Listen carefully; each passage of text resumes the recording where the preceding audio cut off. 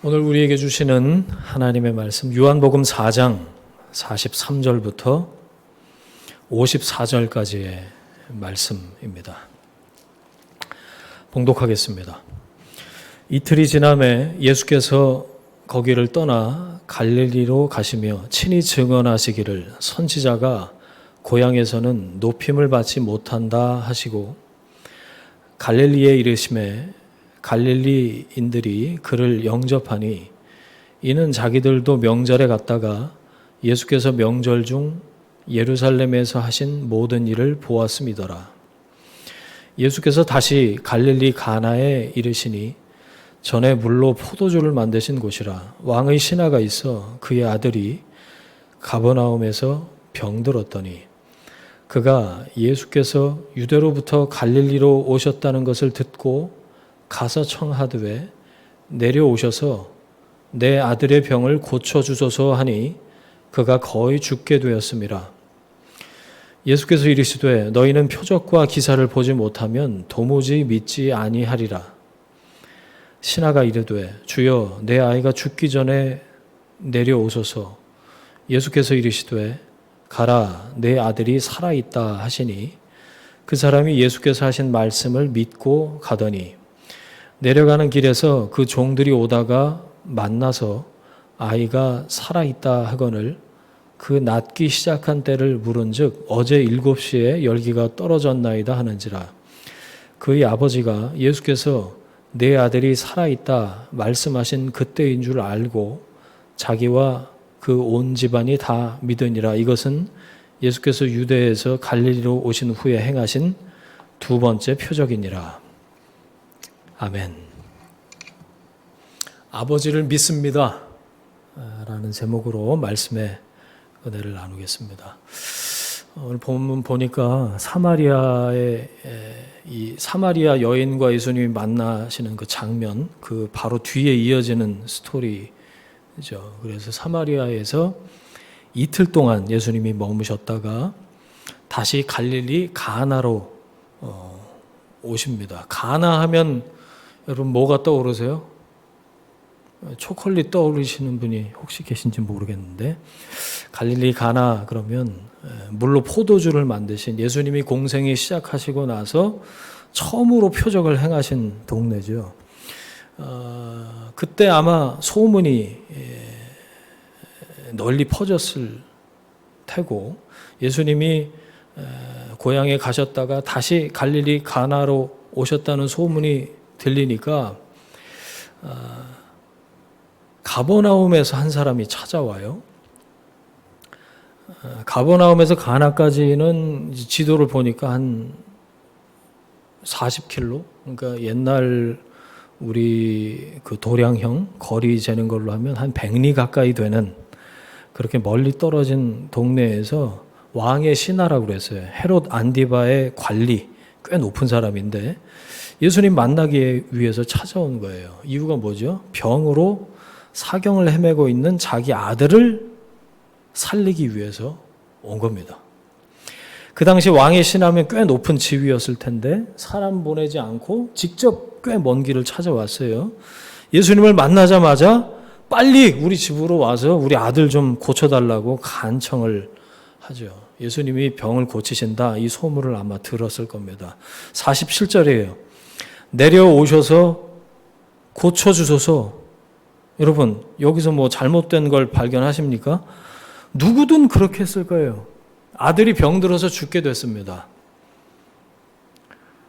잘못된 거 없습니다. 내려오셔서 고쳐주소서. 저라도 그렇게 했을 거고 여러분이라도 그렇게 아마 했을 거예요. 그런데 예수님의 반응이 예상 밖이에요. 48절 보세요. 너희가 표적과 기사를 보지 못하면 도무지 믿지 아니하리라. 지금 말로 의역을 해서 얘기하면 이거예요. 너희들은 기적을 봐야 믿는구나 라고 꾸짖으신 겁니다.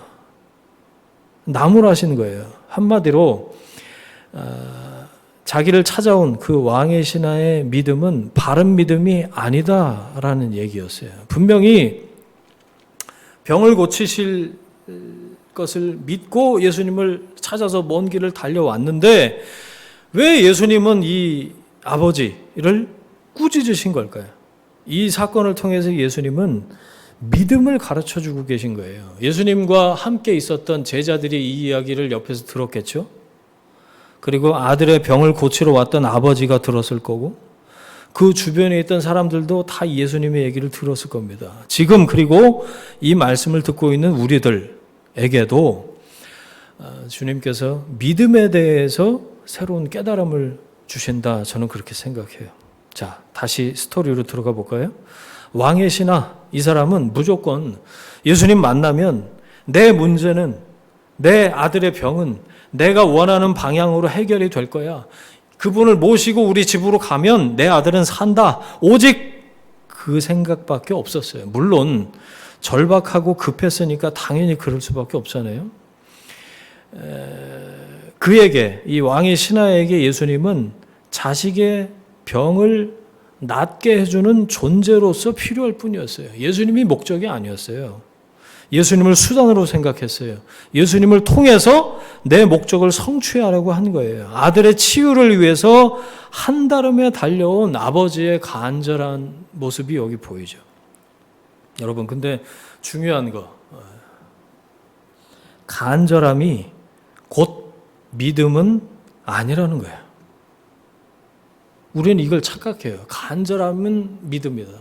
간절하면 믿음의 전부는 아닐지도 모르겠지만 간절함은 믿음의 꽤 중요한 부분을 많이 차지한다라고 우리는 스스로 생각을 해요. 예수님을 그리스도로 고백하고 주님으로 대하는 게 아니라 예수님을 내 문제의 현장으로 모시고 가는 거, 그래서 문제를 해결받는 거, 여러분, 이게 정체가 뭘까요? 이게 한국 사람들 안에 뿌리 박혀 있는 샤머니즘이에요. 무속신앙이라는 거예요. 샤머니즘이 뭐죠? 샤먼, 무당, 인간과 그 신적인 존재의 가운데에 있으면서 이 신을 결국 움직이려고 하는, 내 마음대로 신을 조종하려고 해보려는 게 샤머니즘 아니에요? 신을 어르고 달래서 자신에게 미칠 애군을 면하거나 자기 소원을 성취하려는 게 무속신앙의 목적이잖아요. 그래서 굿하는 거예요. 달래고 어르고. 굿을 수백 번 하고 우상에게 수천 번 절을 한다 한들 샤머니즘으로 사람이 변화되는 거 여러분 보셨어요? 거기에 심취한 사람은 애당초 자신의 변화에 대한 의지는 전혀 없습니다. 샤머니즘으로는 사람이 바뀌지 않아요. 샤머니즘은 내가 돈을 들이든지 구슬을 해서든지 어떻게 해서든지 나는 가만히 있고 신을 바꿔서 문제를 해결하려고 하는 거예요. 반면에 여러분, 기독교 신앙의 중심은 자신의 변화에 있습니다. 하나님을 수단으로 생각하는 게 아니에요. 하나님의 능력을 이용해서 자기 뜻을 성취하려는 게 아니에요. 내 뜻을 오히려 하나님의 뜻 앞에서 포기하고 거룩하신 하나님의 뜻을 찾아서 내 삶에 실천하는 게 기독교 신앙의 목적이죠. 그래서 이 믿음의 여정에는 자기 부인, 내려놓음, 권리 포기, 이것이 반드시 수반되는 까닭입니다.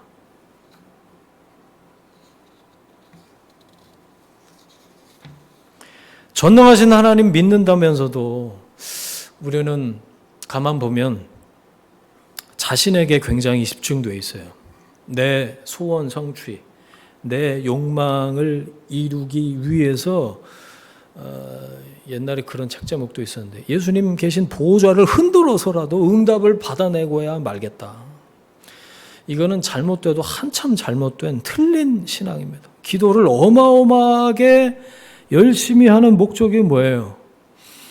나를 바꾸려는 게 아니라 하나님 바꿔서 내 목적을 이루려는 것이라면 결국에는 하나님을 원망하고 절망의 포로가 되어버릴 겁니다. 아무리 하나님의 이름을 열심히 불러봐야 샤머니즘에 묶여있는 가련한 사람에 지나지 않을 거라는 얘기예요. 나는 그대로 내 자리 지키고 있으면서 예수님 통해서 내 목적을 이루려고 하는 한 우리는 실은 무당 찾아서 구판버리는 사람과 다름이 없다는 얘기예요. 여러분, 믿음이 고작 내 문제 해결을 위한 도구이겠습니까? 주님을 자동 판매기 대하듯이 필요할 때만 요구하는 기도를 반복하는 건 믿음이 아닙니다. 믿음은 삶 전체와 연결되어 있어요. 여러분, 우리가 예수님께 삶을 드립니다. 찬양도 그렇게 하고 기도도 그렇게 하고 의탁한다고 할 때 그것이 우리의 삶의 일부여서야 되겠습니까? 우리 삶이 하나님 은혜 속에 있다고 고백하는데 그게 삶의 한 부분에 국한된 것이어야 되겠냐는 얘기예요. 그건 일부만 의식한 것이거나 아니면 거짓말이죠. 기쁘고 잘 나갈 때만이 아니라 슬프고 괴로울 때도 여러분 찬양하십니까? 어떤 상황 가운데서도 예수님은 여러분에게 찬양받기 합당하신 분이십니까? 자녀된 우리는 하나님 아버지의 은혜로 실패와 질병의 골짜기에서 더 깊은 진리에 다다를 수 있다라는 게 성경의 가르침이에요. 그 방향이 믿음이 지향하는 방향인 거예요. 49절 보세요. 주여 내 아이가 죽기 전에 내려오소서. 이걸 잘 보셔야 돼요. 함께 가십시다. 제 아들의 생사가 달렸어요. 틀리지 않아요. 아버지 입장에서. 자, 보세요. 사경을 헤매는 아들을 둔 아버지, 이 사람만큼 지금 절박한 사람이 또 있을까요? 예수님은 꾸짖으셨다고 그랬죠. 근데 그 예수님 말씀이 이 아버지의 귀에 들어왔을 리 만무합니다. 제가 아버지 입장에서 보니까 아니 100번 꾸지람을 들어도 내 새끼 살리기 위해서는 무슨 짓이든지 할 수 있는 사람들이 부모잖아요. 그렇죠? 절대 물러서지 않습니다. 주여 내 아이가 죽기 전에 내려오소서. 뭐가 있는 거죠? 소원은 있어요. 근데 믿음은 없어요. 잘 보세요. 열망, 근데 믿음이 없어요. 고민은 있어요. 근데 믿음은 없어요. 제가 왜 이렇게 얘기하는지 설명을 해볼게요. 왕의 신하, 이 사람은 죽은 자를 살리시는 하나님의 아들에 대한 믿음은 없어요. 왜냐? 죽기 전에 내려오소서. 잘 보세요. 죽기 전에 라고 한 이 말한 뜻이 뭘까요? 시간적으로 내 아들이 생명이 아직 붙어 있을 때 조치를 취해달라는 거예요. 죽고 난 라고 얘기를 한 겁니다. 자, 내려오소서. 공간적으로 예수님이 그 자리에 같이 있지 않으면 예수님도 소용이 없다는 얘기예요. 자, 정리해 볼까요? 아무리 예수님이라고 할지라도 내 아들이 저기 가버나움에서 죽어가고 있는데 같이 가서 죽기 전에 그래야 예수님도 쓸모가 있다고 생각을 하는 거예요. 죽고 나면 할 수 없다. 같은 자리에서 손을 얹어주지 않으시면 소용없다. 라고 예수님에 대한 불신을 드러낸 말이에요. 믿음을 가지고 한 말 같지만 잘 생각해 보세요. 죽기 전에 내려오소서. 죽으면 소용없어요. 예수님도 꽝이에요. 내려와야 돼요. 그 같은 공간에 예수님이 와서 안수해주고 막 붙들고 간절히 기도해줘야 우리 아들이 살아요. 라고 생각을 하는 거예요. 예수님 어떻게 반응하시죠? 말씀으로만 병을 치료해 주십니다. 가라, 내 아들이 살아있다. 오늘 성경 본문 보니까 왕의 신하는 주의 말씀을 믿고 자기 집으로 돌아갔다고 그랬어요. 아까 몇 킬로 정도라고 그랬죠? 한 100리, 한 3, 40킬로 되는 거리예요. 부지런히 가면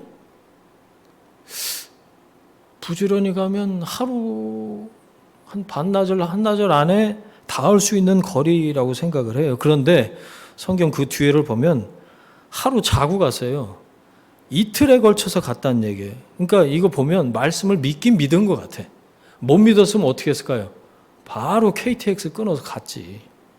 비행기 타고 갔지. 마침 길을 가는 도중에 하인을 만나요. 아들이 열이 내렸습니다. 그 소식을 들어요. 그리고 이 아버지가 처음 일성으로 딱 하는 말이 뭐죠? 언제 나왔냐? 라고 물어봐요. 왜? 그게 계속 궁금했던 거예요. 언제 나왔냐? 예수님이 말씀하신 그 시각에 그 일이 일어났는지 그게 궁금했던 거예요. 맞대. 예. 계속 그 생각을 했던 건데 이게 연결이 되는 거, 퍼즐이 딱 맞아서 떨어지죠. 53절, 그의 아버지가 예수께서 말씀하신 그때인 줄 알고 자기와 온 집안이 다 믿으니라. 왕의 신하가 예수님 말씀 듣고 믿고 돌아갔다는 것을 통해서 그래서 포커스를 이 왕의 신하, 이 아버지의 믿음이 얼마나 대단하냐 여기에 초점을 맞추어서 해석을 하기도 합니다. 가나에서 하룻밤 머물렀던 게 믿음 아니냐 그런 거라고 얘기도 하고요. 결국에는 이 아들의 치유를 통해서 그와 온 가족이 예수님 믿게 되었지 않냐, 해피엔딩 아니냐, 그러면서 왕의 신하의 믿음에 초점을 맞추곤 해요. 그 짧은 만남을 통해서 이 사람의 믿음이 온전하지 않았는데 점점 변화된 것이 사실이에요. 하지만 이 스토리의 진짜 의미, 예수님이 말씀하시고자 한 것은 병이 낫고 안 낫고보다 훨씬 중요한 게 있어요. 예수님이 누구신가에 대한 이야기라. 사람들은 본능적으로 어디에 주목하죠? 표적과 기사에 주목합니다. 내 문제 해결에 주목하고요. 질병이 낫는 것에 주목해요. 죽어간다면 살아 움직이는 것에 주목하게 돼 있어요. 그런데 오늘 이 이야기는 표적과 기사가 주인공이 아니에요. 병이 나았다가 주인공이 아니에요. 왕의 신하의 믿음이 주인공이 아니에요. 예수님 믿는 것에 대한 이야기입니다. 예수님은 믿음이 무엇인가를 가르쳐주고 계세요. 자, 한번 해석해 볼게요. 여러분, 아들이 병들어서 죽게 된 것이 결국에는 이 집안에, 특히 이 아버지에게 얼마나 큰 은총이었나요? 결과적으로 해석을 해보면 그렇죠? 아들이 병들지 않았다라면, 병들어서 속절없이 죽어가지 않았더라면 그는 예수를 만나러 가버나움에서 가나까지 먼 길을 달려오지도 않았을 거예요. 마침내 그리스도를 만나서 온 집안이 다시 사는 영광을 누릴 수도 없었을 거라는 얘기예요. 로마서 8장 말씀이 생각이 나요. 모든 것을 합력해서 선을 이루시는 하나님. 제가 좀 어려운 얘기 해볼게요. 여러분 동의가 되시는지 한번 생각해 보세요. 여러분 예수님 안에서는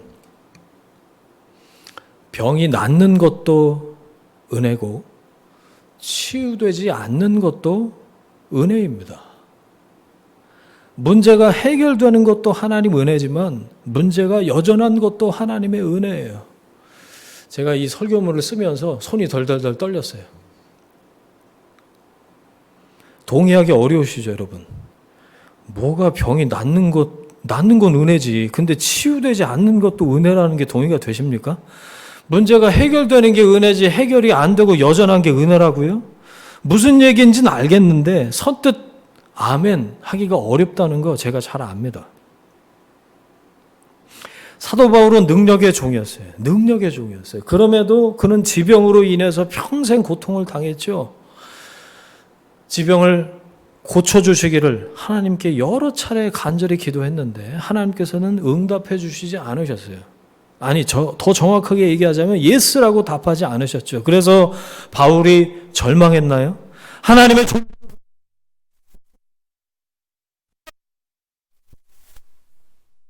바울은 무당이에요.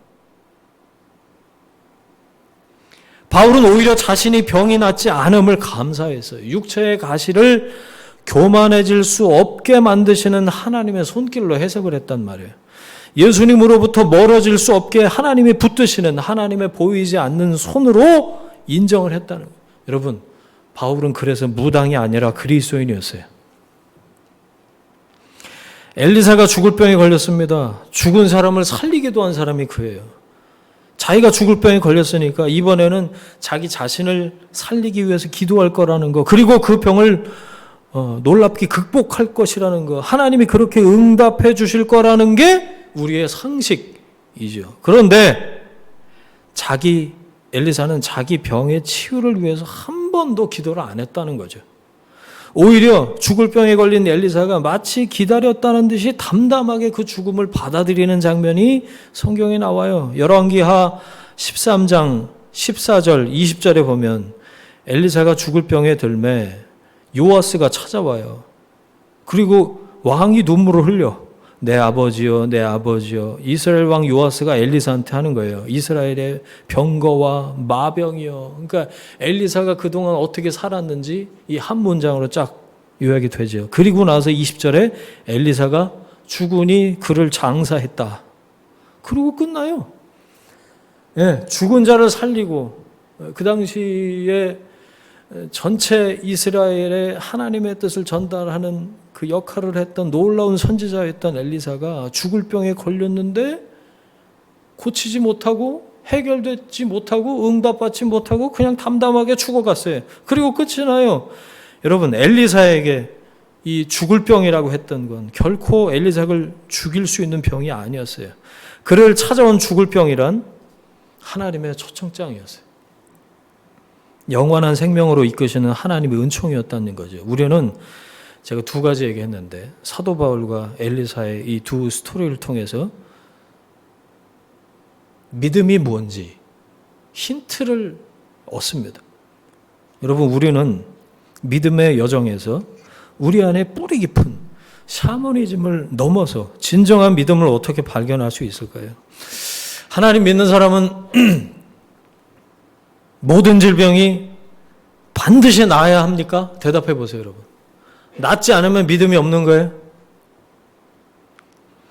기도해도 질병 때문에 교만해질 수 없고 몇 년을 머리 싸매고 있어도 풀리지 않는 문제 때문에 하나님 앞에 머물 수밖에 없다면, 그래서 더 깊은 진리 가운데로 나아갈 수 있게 되었다면, 비록 원치 않는 상황이지만 그 환경을 통해서 풍족하고 형통할 때 경험할 수 없었던 변화가 있다면,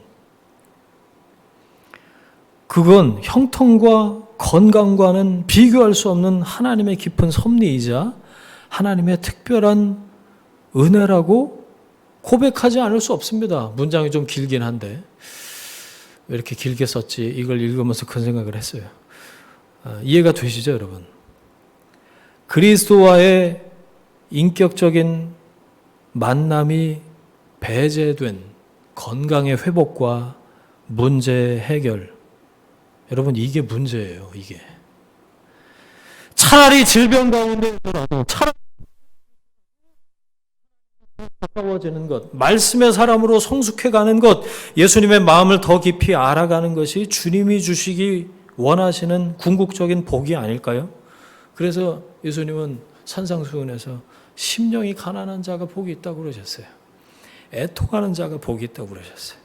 의를 위해서 박해를 받는 사람이 복이 있다 하셨습니다.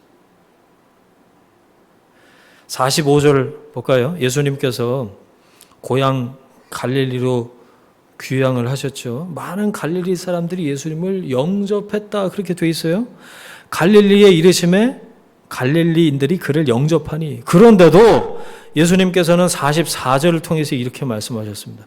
선지자가 고향에서는 높임을 받지 못한다. 예수님이 삐지셨다. 그게 아니고 분명히 고향 갈릴리 사람들이 예수님을 영접했다니까요. 그럼에도 예수님께서는 그들의 영접을 영접으로 생각하지 않으신, 그들의 높임을 높임으로 받아들이지 않으셨다는 거예요. 그 까닭은 그들이 예수님을 영접한 이유에 있어요. 44절 하반절 보세요.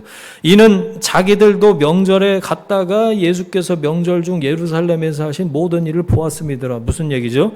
그들이 예수님을 영접한 높인 이유는 그리스도이신 것을 믿고 자신의 뜻을 포기하고 그리스도께 자신을 의탁하기 위해서가 아니라 6월절에 가서 보니까 우리 동네에서 자란 그 요셉 아들내미가 병을 고치고 뭐 놀라운 일들을 하더라고. 우리 동네 온대 다 커갖고, 그래서 박수치고 어서 오라고 막 플랜카드 써붙이고, 이거 뭐죠? 꽃으로 만들어갖고 목에 걸어주고 그런 거예요. 예수님의 능력을 이용해서 자기 욕구를 성취하기 위해서 예수님이 영접한 거예요. 예수님을 움직여서 내 원함을 충족시키기 위해서, 예수님을 사용해서 내 문제를 해결하기 위해서 그들은 그리스도를 영접한 게 아니라 자기 욕구 충족을 위한 준비를 했을 뿐이에요. 예수님을 샤먼으로 생각을 한 거예요. 믿음이 아니죠. 믿음일 수 없습니다. 2021년 12월 며칠 안 남았죠. 지난 한 해가 어떠셨습니까? 저도 하고 싶은 얘기가 많은데 여러분 생존을 위해서 또 성공을 위해서 밤낮 열심으로 뛰었지만 혹시 원치 않았던 실패의 자리에 있으셨습니까? 건강하기를 바랬는데 질병에 시달리면서 내가 정말 원치 않았던 더 깊은 어둠 가운데 있으셨습니까? 그래서 좌절하고 절망하고 하나님 원망하고 계십니까? 그렇다면 여러분 신앙의 형태와 상관없이 우리가 믿음이라고 하는 건 사실 샤머니즘에 불과해요. 아유 목사님 억울해요. 그럴 수 있겠지만 어쩔 수 없어요. 그렇습니다, 여러분. 문제 앞에 있을 때 절박할수록 간절할수록 하나님에 대한 바른 믿음을 가진 사람은 어떻게 반응을 해야 할까요? 믿음은 하나님 바꾸려는 게 아닙니다. 기도는 그렇게 쓰라고 주신 수단이 아니에요. 내 아들이 죽기 전에 내려오소서. 누구나 다 그렇게 기도합니다. 성경이 말하는 믿음은 주님을 통해서 주님을 주님이라고 거짓말하면서 내 문제 해결을 위한 수단으로 삼는 게 아니죠. 성경이 말하는 믿음은 하나님 뜻을 여쭙고 나를 바꾸는 것이에요. 실패와 질병, 절망적인 상황 속에서도 그렇게 하는 것이에요. 일부만 은혜 받았을 때만 반짝하고 마는 게 아니에요. 삶 전체를 그렇게 하나님께 의탁하는 것이에요. 모든 상황과 환경이 나를 깊은 하나님께서 인도하시는 진리 가운데로 이끄시는 거룩한 변화로 인도하시는 하나님의 은혜구나라는 걸 깨닫는 것이 성경이 말하는 믿음입니다. 성탄의 계절입니다. 이번 주 토요일인가요? 성탄절이. 예수님께서 오신 이유 누가복음 2장을 요즘 계속 어떤 성경 공부 때문에 계속 묵상을 하고 있는데 왜 오셨나? 그렇게 오신 게 나하고 무슨 상관인가? 그 생각을 해요. 그냥 크리스마스 기독교 절기로 그냥 지키고 넘어가는 게 아니라 왜 오셨나? 나를 살리기 위해 오셨지. 여러분 그것을 믿으십니까? 그렇다면 그걸 믿는다면 우리가 실패할까 봐 불안해하고 질병에 걸릴까 봐 두려워하고 문제가 여전할까 봐 근심하기 전에 나의 삶 전부를 온전히 예수님께 의탁하는 것. 왜? 예수님이 내 생명을 책임지시고 나를 살리기 위해서 오셨고 지금도 그 예수님의 생명이 내 안에서 움직이고 계시는 그것을 믿기 때문에 내 삶 전체를 주님께 의탁하는 것. 이게 믿음이라고 그랬으니까 이거를 연습하고 훈련하는 게 우리에게 필요한 부분이 아닐까요? 그래야 여러분 표적과 기사에 기대어 있지 않고도 내가 예수님과 함께 있다라는 것만으로 우리는 충분해질 줄 믿습니다. 하박국의 고백이었죠. 하나만 더 나눌게요. 저는 이 스토리에서 이거는 이제 그 스토리 전체가 가진 맥락하고는 좀 상관없는 얘기인데 저는 이 스토리에서 뜬금없이 이 죽어가는 왕의 신하의 아들이 그리스도인으로 보이더라고요. 그리스도인으로. 여러분 그리스도인은 표적과 기사 때문에 예수 믿는 사람이 아니에요. 그것에 목을 매는 사람들이 아니라는 거죠. 말씀으로 사는 사람들입니다. 표적을 보고 배가 부르고 병 고쳐서 주님 따라다니는 사람이 아니라고요. 말씀을 붙드는 사람이 그리스도예요. 예수님은 다 죽어가는 죽은 나를 다시 살리시는 아버지이십니다. 아버지. 그래서 아까 그 아버지에 대한 찬양을 같이 부른 거예요. 우리는 스스로를 책임지고 스스로를 구원하는 사람들이 아닙니다. 그럴 수도 없지요. 누가 아버지입니까? 누가 아버지예요? 누구한테 맡겨야겠어요? 누가 우리를 책임지십니까? 당신 자신을 십자가에 던지셨던 주님께서 여러분을 결코 내어버려 두지 않으신다는 것을, 절대로 방치하지 않으신다는 것을 믿으십시오. 창조주 하나님,